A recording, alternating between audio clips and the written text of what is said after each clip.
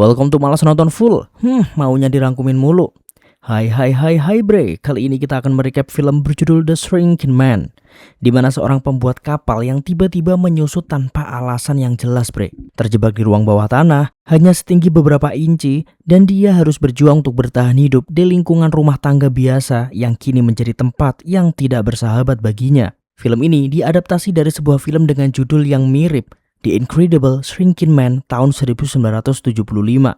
Wah, seru banget ini film bre, serius. Kita gas aja ke recapnya.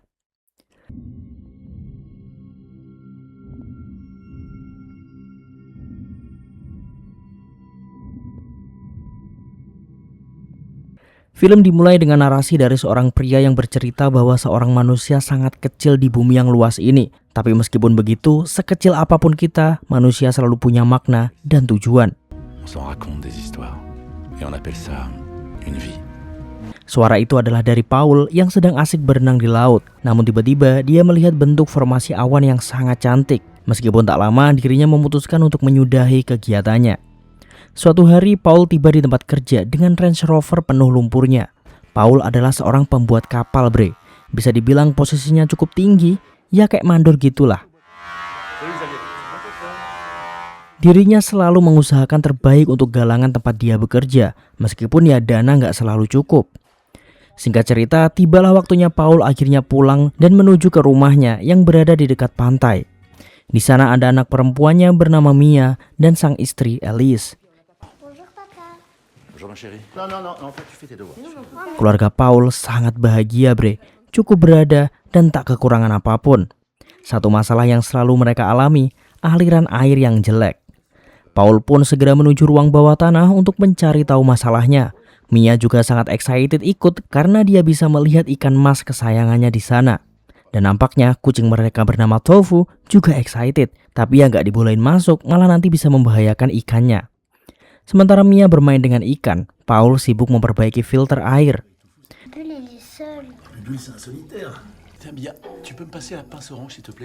Nah, ketika Paul sedang sibuk ini bre, Mia melihat seekor laba-laba dan menyuruh ayahnya untuk membunuh laba-laba itu. Tapi Paul gak mau, dan secara tidak langsung Paul sedang mengajari kasih sayang terhadap makhluk lain pada Mia. Setelah selesai, mereka berdua pun meninggalkan tempat. Lanjut mereka makan siang sambil membicarakan pertunjukan tari Mia. Dan untuk meningkatkan kepercayaan diri Mia, Elise mencoba menghiburnya dengan tarian. Sebuah pertunjukan yang sangat membahagiakan. Paul terlihat sangat bahagia dan nyaman melihat keluarga kecilnya begitu harmonis dengan cara mereka sendiri. Esok pagi rutinitas berjalan sebagaimana mestinya bre. Elise berangkat bekerja dan mengantar Mia, sementara Paul dengan kesibukan pekerjaannya sendiri. Hari-hari berjalan normal. Ketika makan malam usai, Mia menagih janji pada Paul yang katanya mau menemani Mia bermain teka-teki sebelum tidur. Tapi Paul kembali mengingkari janjinya karena dirinya selalu pulang terlambat. Akhirnya Paul pun menggantinya dengan mendongeng. Namun nampaknya Paul terlalu lelah untuk dongeng panjang, jadi dia mempersingkatnya dan menyuruh Mia untuk tidur. Tapi Mia selalu punya cara untuk menjahili ayahnya.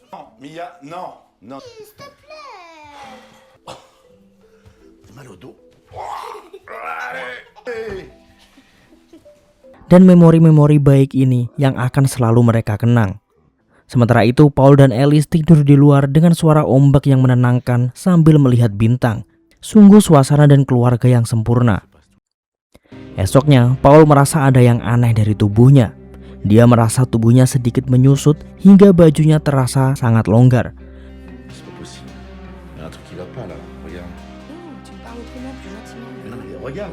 Paul pun kemudian memeriksakan diri ke rumah sakit. Yang aneh, dari tinggi 180 cm, kini jadi 176 cm. Hal ini membuatnya sangat bingung. Kata dokter itu normal karena seiring usia manusia juga akan sedikit menyusut.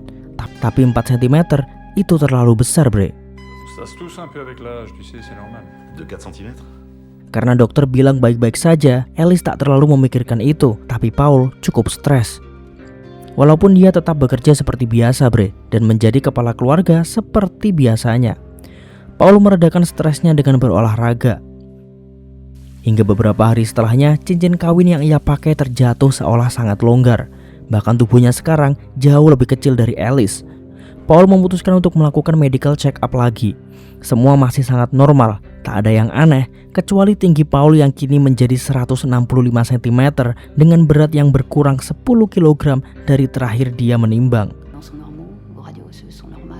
Vous mesurez 1,65 m et vous pesez 63 kg, soit environ 17% de votre masse corporelle. Hanya dalam beberapa minggu, dirinya kehilangan 11 kg dan 15 cm tinggi tubuhnya, bre. Dokter mencoba menggali apa yang pernah Paul lakukan sebelumnya. Apakah dia pernah terpapar zat tertentu, atau apakah ada kejadian luar biasa yang ia alami sebelumnya, seperti shock atau yang lain. Semua bingung karena belum pernah terjadi sebelumnya, dan dokter hanya bisa mengatakan Paul dalam proses mengecil. Ini tak menjelaskan apapun. Semua masih misteri, kenapa Paul bisa mengalami hal ini yang kini menjadi mimpi buruknya. Kian hari, Paul semakin mengecil, bre. Dokter juga belum mendapat perkembangan apapun terkait fenomena ini. Paul jadi nggak bisa berangkat kerja, bahkan sekedar membantu istrinya memasak. Alice bahkan berniat untuk menjual rumah mereka dan mencari suasana baru. Barangkali Paul akan membaik dengan suasana baru itu. Karena ternyata Paul sekarang udah sangat kecil, bre. Udah seukuran tofu beliau. Suasana keluarga juga tak seharmonis dulu. Kini Paul lebih sering tersulut emosinya. Semakin lama, Tofu sudah tak diperbolehkan masuk rumah karena bisa membahayakan Paul. Di hari itu, ada beberapa orang yang sedang melihat-lihat rumah untuk kemudian membelinya. Seketika, Paul pun bersembunyi.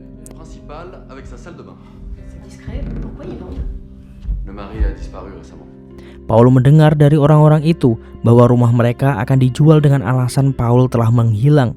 Dan Alice merasa rumah itu terlalu banyak kenangan hingga dia harus menjualnya karena sedih.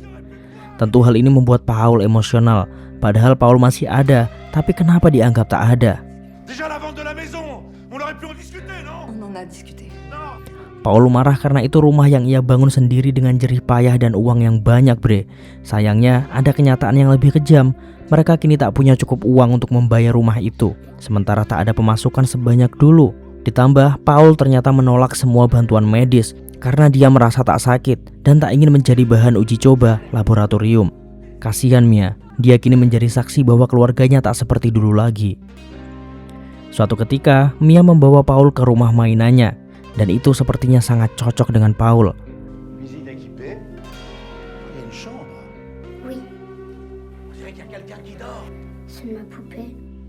Senang sih, tapi sedih. Mia menyaksikan ayahnya yang kini bisa bermain dengannya dalam bentuk yang 180 derajat, sangat berbeda. Ketika Mia bermain monster-monsteran, suara Mia terlalu keras hingga menyakiti telinga Paul. Hal ini membuat Mia menjadi sedih, begitu juga Alice yang tak tahu harus berbuat apa. Waktu semakin berlalu dan Paul semakin mengecil. Terlihat dia sedang mengaitkan tali ke kail pancing yang kini lebih besar dari kepalanya. Lalu terdengar pula Tofu berhasil masuk rumah dan melihat ada Paul di sana. Panik dong, apalagi nggak ada orang di rumah. Bahkan salah satu kail sampai tertancap di perutnya yang kecil dan meninggalkan luka yang cukup besar. Paul lalu melepaskan pakaiannya dan meninggalkannya di sana. Paul kemudian berlari dan dikejar oleh Tofu. Akhirnya pilihan satu-satunya, Paul pun berlari menuju ruang bawah tanah melewati celah pintu dan tak sengaja terjatuh ke bawah, bre. Ketika Alice dan Mia pulang, di bawah Paul yang terjatuh di kotak sampah hanya bisa mendengar suara Alice memanggil dirinya. Alice pun ke ruang bawah tanah dengan baju berdarah milik Paul tadi. Sayang, Alice tak mendengar suara Paul. Melihat Tofu terus mengerang, Alice percaya bahwa Paul telah dimakan Tofu.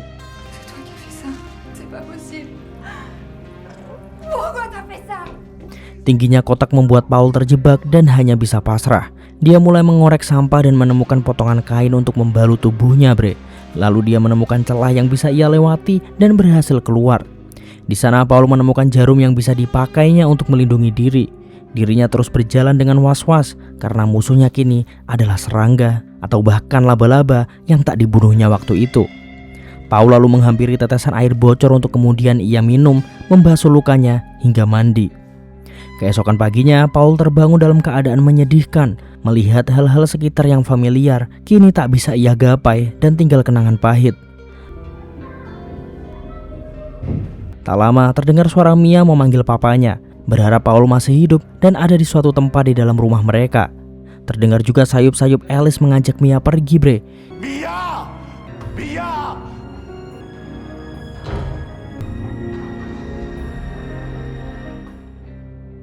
Hingga akhirnya mereka pun benar-benar pergi meninggalkan Paul seorang diri di rumah yang teramat besar itu. Di sana Paul menemukan potongan kapur, lalu memanfaatkannya untuk menulis sesuatu dengan kesusahan. Ternyata dia sedang menulis namanya sendiri tepat di bawah anak tangga. Barangkali Mia dan Alice turun lalu menyadarinya. Paul terus berkeliling mencari makanan dan dia akhirnya menemukan makanan di jebakan tikus yang ia letakkan sendiri.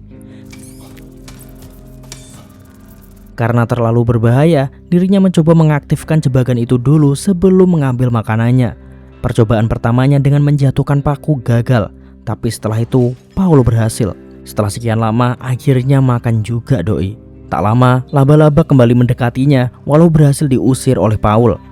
Dengan alat seadanya, bre, dirinya berusaha menjebol sebuah kardus, di mana di dalamnya adalah barang bekas dan peralatan miliknya. Paul pun melihat-lihat apa yang bisa ia manfaatkan. Dia juga melihat ada korek api di sana, tapi gila gede banget. Hidupnya benar-benar sudah berubah. Kini dirinya hanya makan seadanya, tanpa akses apapun. Sekitar sebulan setelah dirinya terkurung, akhirnya terdengar Alice kembali untuk mengambil barang-barang yang tertinggal. Apapun usahanya membuat kebisingan untuk menarik perhatian Alice, semua percuma. Paul terlalu kecil dan Alice tak akan mendengar hal itu. Kemudian dia pun pergi.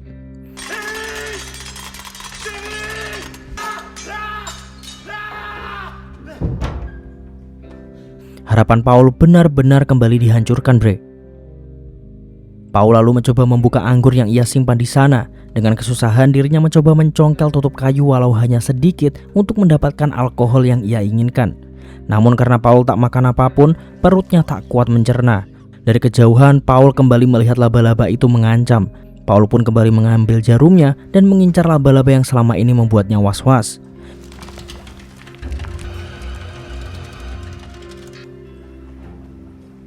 Berpikir laba-laba itu ketakutan, Paul salah besar. Dia justru dikejutkan dan terjatuh ke dalam akuarium. Dengan takjub, Paul melihat ikan emas Mia dari dekat. Ternyata segalanya tak seburuk itu. Ada hal-hal yang masih membuatnya bersemangat seperti dulu, yakni berenang dan menyelam. Di malam harinya, Paul kembali dihadapkan dengan laba-laba. Dan kini, dia sangat serius untuk melawan. Pertarungan sengit pun terjadi, bre.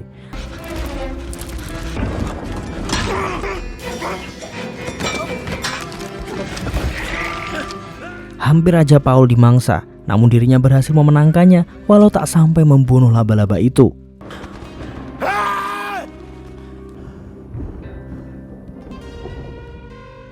Setelahnya, Paul mengumpulkan potongan kertas koran, mengambil korek api dari dalam kotak, dan berusaha membuat api.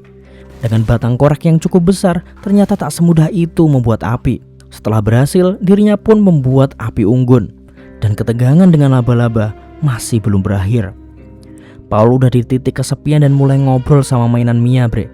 Paul hanya berharap Mia tahu dirinya masih hidup dan sangat merindukannya.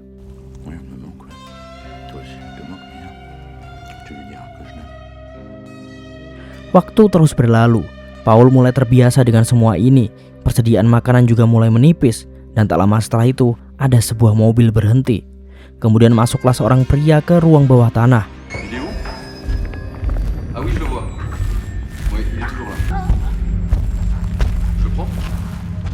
Paul semakin kecil, hingga suara orang itu berbicara, bre, menyakiti telinganya sampai Paul pingsan. Ternyata pria tadi adalah suruhan Alice, bre, untuk mengambil ikan kesayangan Mia. Singkat cerita, Paul semakin tak berdaya. Ada sebuah nyamuk yang kini terlihat jauh lebih besar menghampirinya, lalu pergi lewat lubang ventilasi yang ada di atas. Sebuah kebebasan yang kini teramat mustahil untuk didapatkan Paul. Hal ini memberinya ide untuk pergi lewat ventilasi yang sama, bre. Kini bahkan mainan Mia 100 kali lipat lebih besar darinya. Tak mau hanya berpangku tangan, Paul pun memanjat tiang-tiang kayu rak yang ada di sana. Dengan ancang-ancang, Paul pun berhasil menyeberang ke celah dinding untuk mempermudah aksesnya menuju ventilasi. Nah, di perjalanannya, Paul harus melewati jaring laba-laba. Dengan hati-hati, dirinya mencoba untuk tak menyentuh jaring itu sama sekali, atau laba-laba akan langsung tahu ada mangsa di sana. Sepandai-pandainya tupai melompat, pasti akan jatuh juga. Mungkin ini yang pantas disematkan untuk Paul. Karena sehati-hatinya Paul, dia tetap tak sengaja menyentuh jaring dan membuat laba-laba yang kini terlihat begitu besar mendekatinya.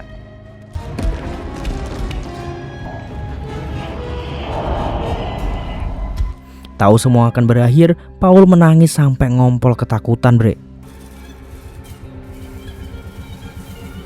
Untung ada seekor nyamuk yang terjebak dan langsung mengalihkan perhatian si laba-laba. Paul pun selamat dan berhasil sampai ke lubang ventilasi. Paul mulai mencoba keluar, namun tubuhnya masih terlalu besar untuk melewati itu. Beberapa hari setelahnya, tubuh Paul semakin kecil hingga dirinya bisa melewati ventilasi dan keluar dari sana. Paul pun akhirnya sampai di dunia luar yang pasti akan jauh lebih berbahaya untuknya. Di suatu tempat, Mia sedang melamun, melihat bintang yang sama seperti yang Paul lihat. Masih berharap ayahnya hidup di suatu tempat dan kembali padanya. Saking kecilnya Paul, bre, tetesan air jadi lebih besar dari dirinya. Tak ada lagi rasa takut, yang tersisa hanya rasa ingin menemukan dirinya sendiri dan kembali. Pada akhirnya, Paul menerima semua ini dan memahami bahwa terdapat dunia di dalam dunia yang jumlahnya tak terbatas. Kesadarannya akan terus berlanjut sebagai bagian dari tatanan kosmos yang tak berujung. Pada akhirnya, ia sampai pada kesimpulan bahwa tidak ada angka 0 di alam semesta. Artinya, tak ada akhir yang benar-benar mutlak, selalu ada tingkat keberadaan lain di luar apa yang dapat dipahami manusia. Film ini sangat filosofis, bre. Setelah beberapa menit kita diperlihatkan dengan luasnya Andromeda dan galaksi Bima Sakti, film pun berakhir.